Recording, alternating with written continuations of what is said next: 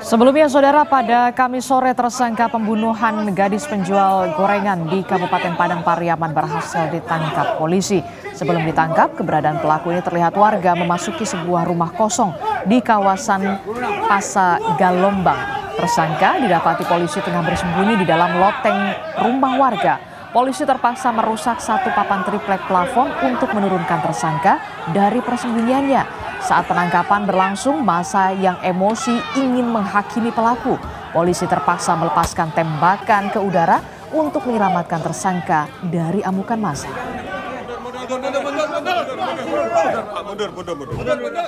Tepat tadi jam 3 sore, kami berhasil mengamankan dan menangkap tersangka yang sampai saat ini dicari, dan benar sesuai dengan pelaku, sesuai dengan identitas dan gambar yang kami miliki dengan saksi-saksi yang ada. Untuk selanjutnya kami lakukan penyidikan. Sebelum akhirnya diringkus, penangkapan tersangka berawal dari kecurigaan warga akan pergerakan di dalam sebuah rumah kosong di kawasan Jorong Pasa Galombang. Informasi keberadaan tersangka ini dengan cepat menyebar hingga memancing ratusan warga untuk datang dan mengepung lokasi persembunyian pelaku. Tersangka ditangkap bersembunyi di loteng rumah.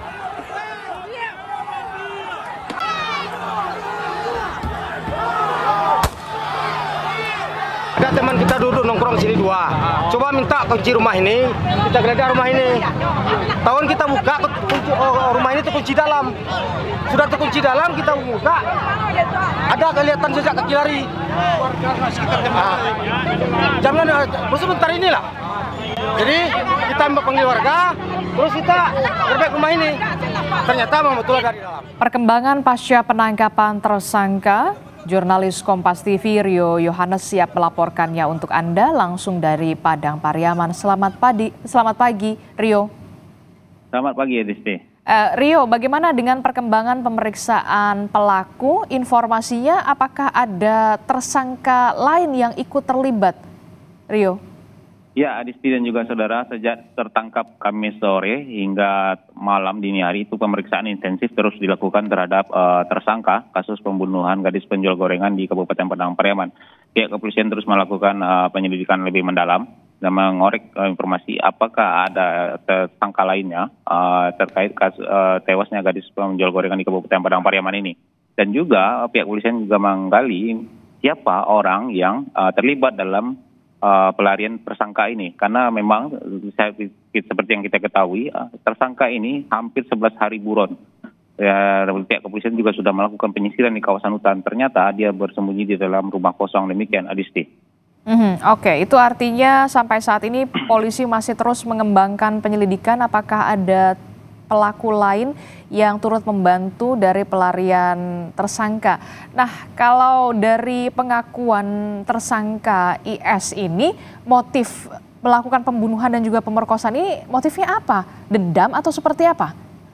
Ya, Adisti, untuk sejauh ini memang pihak kepolisian belum menyampaikan apa motif dari tersangka ini sehingga melakukan perbuatan keji terhadap korban. Dan bagaimana perkembangan penyelidikan tadi malam itu nantinya akan disampaikan oleh pihak kepolisian pada pukul 10 pagi ini.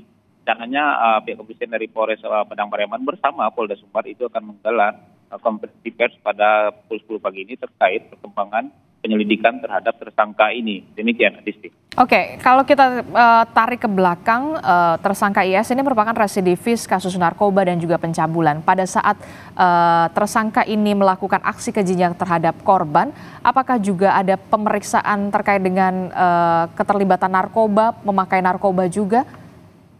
Ya, Adisti, untuk sedikit gambaran tentang profil tersangka ini, memang diketahui pada saat malam sebelum kejadian, sebelum korban melakukan aksi kejinya, itu memang diketahui bahwasanya tersangka ini berulang tahun dan melakukan pesta ulang tahun. Nah, pada sorenya, itulah dia melakukan tindakan kejahatan terhadap korban ini. Dan dari penelusuran yang sudah dilakukan oleh pihak kepolisian, juga ditemukan barang bukti berupa tas yang di dalamnya terdapat barang-barang milik tersangka ketika pelarian dan juga barang milik korban seperti celana dan juga baju korban. Dan di sana juga ditemukan beberapa perlengkapan untuk mengkonsumsi narkoba jenis sabu. Demikian, Adisti. Oke, itu artinya akan ada jeratan pasal berlapis untuk tersangka. Ya, untuk pasal memang kemarin malam itu ketika saya konfirmasi dengan Kapolres, itu memang Kapolres belum menyebutkan detailnya. Yang namun sudah dipastikan oleh Kapolres, tersangka ini akan dijerat dengan pasal berlapis terkait tindakannya yang sudah dilakukan terhadap korban. Karena di dalam hal ini tersangka sudah mengakui bahwasanya dia melakukan tindakan pemerkosaan dan juga pembunuhan. Demikian, Adisti. Baik, terima kasih informasinya jurnalis Kompas TV Rio Yohanes melaporkan langsung dari Padang Pariaman.